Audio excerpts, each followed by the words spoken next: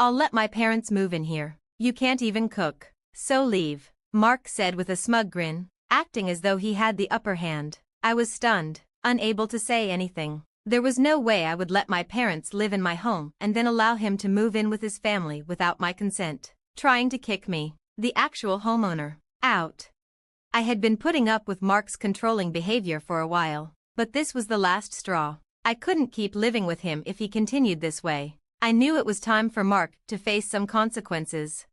My name is Sarah, and I'm in my 40s, married to Mark. He's a stay-at-home husband, handling the housework since I have a full-time job. I'm the one who works to bring in the money we need, and ideally, all of this would lead to a stable life together. But lately, it feels like my efforts are pointless. Mark is overly controlling. It's not that I have an issue with him being a house husband or with the idea that men don't always need to work, but he behaves as though he's in charge, even though he doesn't contribute financially.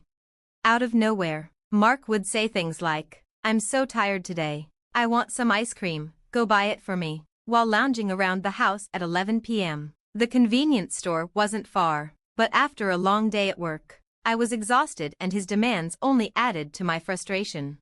"Why don't you go get it yourself? It's just a short walk to the store," I snapped, more sharply than I intended. His behavior was really starting to wear me down. When I refused, Mark just laughed and said, "That's how you're going to act? You never know what'll happen if you upset your husband." He always insisted on acting like the head of the house, expecting respect simply because he was the husband. Honestly, I was done with him acting so superior. Every time he did this, my frustration grew, and I didn't want to deal with him anymore. That night, I realized if I kept tolerating Mark's behavior, on top of my already stressful job, I wouldn't be able to handle it much longer. So, I told him, "I'm really tired. I'm going to rest in my room." But Mark didn't like that and stopped me, saying, "Wait, what's with that attitude toward your husband? I could kick you out right now if I wanted to. Do you think it's okay to upset your spouse like that?" He looked furious. Who does he think he is, acting like the boss when he doesn't even work? He can be as disrespectful as he wants, but the moment I upset him, he throws a tantrum. "I'm sorry, but I'm exhausted. Please understand," I said, trying to avoid further confrontation. Mark sighed heavily, muttering, "You're a disappointment as a wife." At that point, I couldn't muster the energy to argue, so I just apologized again and went to my room. Day after day, Mark's behavior wore me down, but I was too drained to confront him about it. That's how exhausted I was. Then, one day, I caught a terrible cold. The doctor said it was a stress-induced fever, and all I could think of was Mark. I was so sick I couldn't move, so I took a day off work, lying in bed. When I told Mark I was unwell, he snapped, "A cold? That's just an excuse. Go to work. You're useless." His words made my fever even worse. He added, "I'm not taking care of you. This is your problem. Deal with it." So I lay there, alone in my room, feverish, with no help. I was too weak to even get myself a cold compress, and I didn't want to face him again for fear of more abuse. My temperature hit 103 degrees Fahrenheit. The fever was so high that I was drenched in sweat. I couldn't even change out of my wet clothes. I thought, wouldn't it be easier to just fade away? I endured a painful night alone, consumed by those thoughts. Maybe it was the fever, but I couldn't sleep. As the night wore on, I was overwhelmed with loneliness and doubt. I desperately wished Mark would do something, even something as small as getting me an ice pack or checking in on me with a simple "Are you okay?" But that was just a fantasy. The words I actually received only tore me apart, leaving me anxious and confused. Why was I the only one suffering? What had I done wrong? Why couldn't things go right with Mark? Once these thoughts took hold, the tears wouldn't stop. It was unbearable. After a few days of rest, my fever broke and I was able to return to work. My coworkers and bosses asked if I was okay, expressing genuine concern. But I had to keep going. I needed to support the household. They seemed even more worried when I said I couldn't afford to take more time off. Their kindness was such a contrast to Mark's attitude, and it made me cry.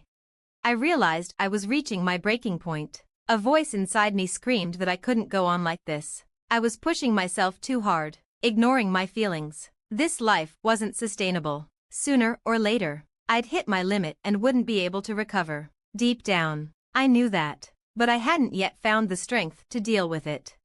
By then, my feelings for Mark had faded completely, but I didn't have the energy to plan for separation. How could I even begin to process it all? Every day I worked hard, came home exhausted, and dealt with Mark's whims. That was my reality. One day, while I was resting in my room, Mark called out, "I need to talk to you. Come here." It had been a while since we had a serious conversation, and I dreaded what he might say. When I sat down, Mark looked unusually excited and said, "I'm going to let my parents move in. You can't even cook, so leave." I was stunned. All I could say was, "What? You need to go because you're living with my in-laws," he continued. I couldn't believe what I was hearing, but he kept pushing forward, insisting that he wanted to change the ownership of the house and make it his and his parents' home. He was planning to divorce me and start fresh with them, stating that his decision was final and my opinion didn't matter. I felt overwhelmed by his selfishness, making decisions without considering me. My parents were excited when I suggested they move in with us. They missed me, and I wanted to care for them. But Mark, acting as the so-called man of the house, was only concerned about his own wants.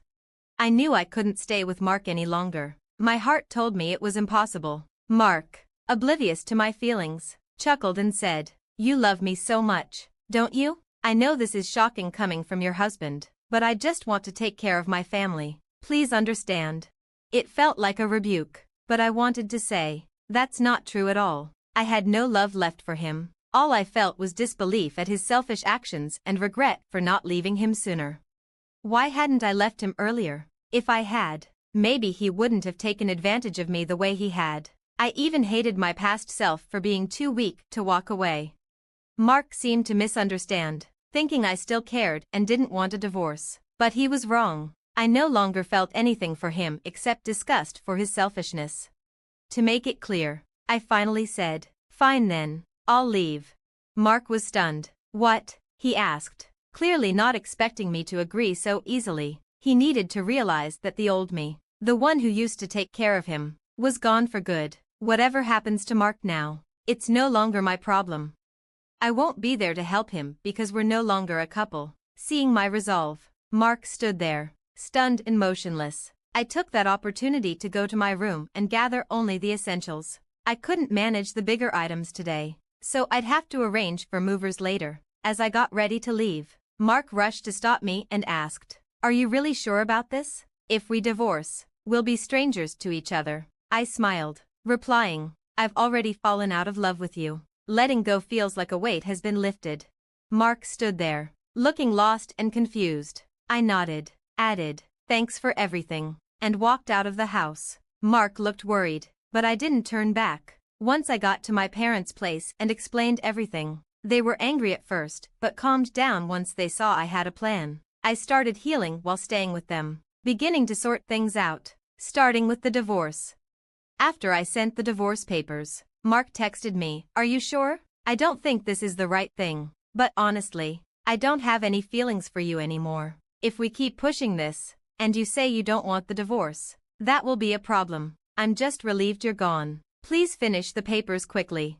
I didn't get a response when I replied. A few days later, Mark sent me the signed papers with his sections filled out. I finished mine and submitted them to the county office the same day. Now, Mark and I are officially divorced, and I no longer have to carry the burden of supporting our home.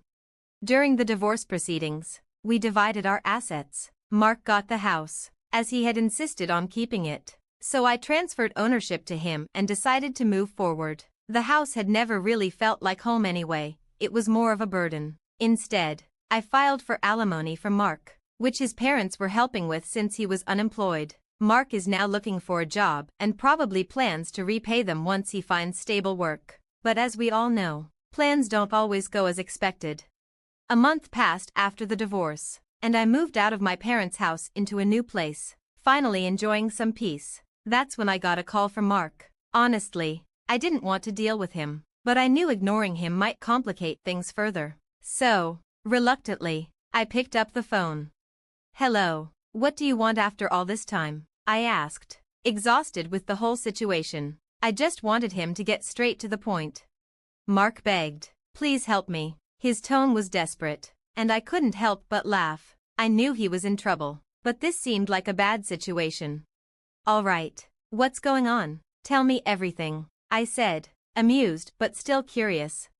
Mark began stumbling over his words. After the divorce, he stayed in the house for a month, but now a rent payment was due. Since he wasn't working, he couldn't cover it himself, so he turned to my former in-laws for help. However, the bill turned out to be $1,800, far more than they expected on their fixed pension. They couldn't afford it and were furious, telling Mark, "This isn't what we agreed to." They blamed him entirely. Lost and panicked, Mark called me in tears. "I didn't know the rent would be so high. The house is a mess now. What are you going to do about it?" I couldn't help but sigh. Mark was blaming me now. Yes, I hadn't mentioned the rent earlier, but it was his fault for taking on the house without understanding the costs. He'd shut me out, treated me poorly, and now, when things went wrong, he wanted me to help. "Please, I need you. I can't handle this alone. You still care about me, don't you? If you care about someone, you should help them out," he begged, his tone full of entitlement. I wanted to say that my feelings for him had disappeared long ago, but I held back. Instead, I replied coldly, "I don't owe you anything. You pushed me away, and now you want help when it's convenient for you? That's not fair." Mark tried to defend himself, saying, "Don't be so harsh. Whether you love me or not doesn't matter now. We were married. Can't you help me just this once?" I wasn't moved. "You left me. My feelings for you were long gone even before that. It's been a long time since I stopped loving you." When I heard Mark's voice crack, saying, "I can't believe it," something inside me snapped. For so long, I endured his selfishness, his disregard for me when I was sick, hoping things would improve, but they never did. I worked hard to build a life with him, but this was the end result. Why had I stayed so long? Why hadn't I left when I stopped loving him? Why didn't I protect myself sooner?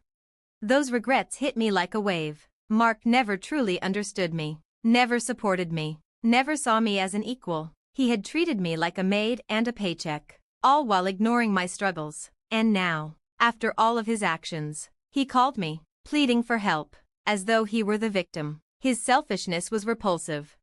"Please, help me. I'm begging you. What about getting remarried? Let's start over. I promise I'll never push you away again," he suggested, desperate. I couldn't help but laugh bitterly at his suggestion. "Are you serious? All of this is your doing. I've tried for so long to make this work, hoping you'd face the truth, and now you want me to pretend none of it ever happened? Do you expect me to go back to that miserable life? That's never going to happen." I refused to go back to that life. I became overwhelmed with emotion, tears streaming down my face, unsure if they were from anger or sadness. Mark was silent on the other end, unable to continue. I simply said goodbye and hung up.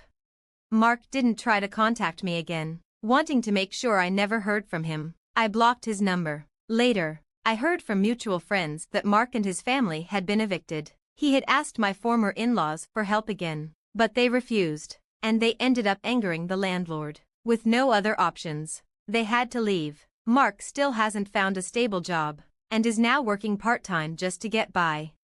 As for my former in-laws, they were forced to sell their house and now live in a cramped, run-down apartment together. Meanwhile, I've been focusing on my career, and my boss even discussed a potential promotion. There's a chance I could become the first female manager at my company, and I'm receiving recognition from my colleagues and juniors. Sometimes, people ask me if I'm thinking about marriage again.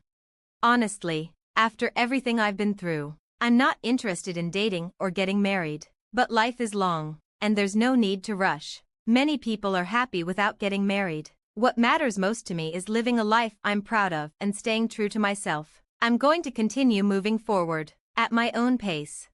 Thanks for watching, and I'll see you in the next video. Stay stunned.